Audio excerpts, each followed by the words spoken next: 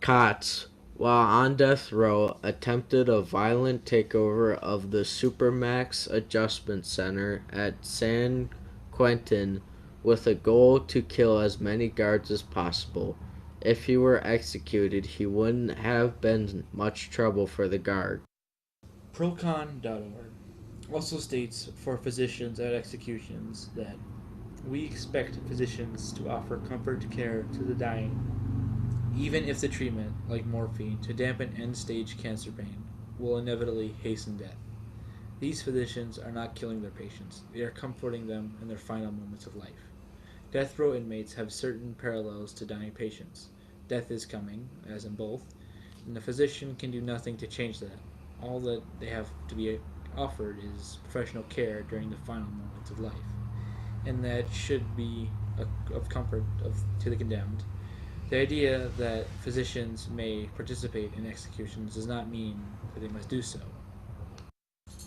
But it should be an option for those who believe that they have a duty to ease suffering, and this duty includes caring for those who will die at the hands of the state. Physician involved in lethal injection can make capital punishment less gory, more palatable, and even routine. But so long as the state uses the tools of the physician to kill its citizens, those who wish to step into ensure that executions are, at the very least, adequately handled should have the option to do so. Anything else is death penalty politics at the expense of the condemned. And no matter where you come out on capital punishment, no one should be sentenced to a botched execution. Again, procon.org gives examples from deterrence for crimes. Some crimes are so heinous and inherently wrong that they have demand strict penalties, up to and including life sentences or even death. Most Americans recognize this principle as just. Studies of the death penalty have reached various conclusions about its effectiveness in deterring crime, but the majority of studies that track effects over many years and across states or countries find a deterrent effect. Indeed, other recent investigations using a variety of samples and statistical methods consistently demonstrate a strong link between executions and reduced murder rates. In short, capital punishment does, in fact, save lives.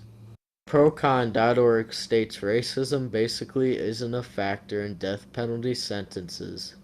Death penalty opponents state it is inherently unfair and racially biased.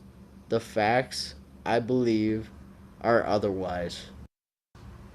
The racial breakdown for those sentenced to death since 1977 is as follows: 48.6% white, 40.9% black, 8.9% Hispanic, 1.6% other.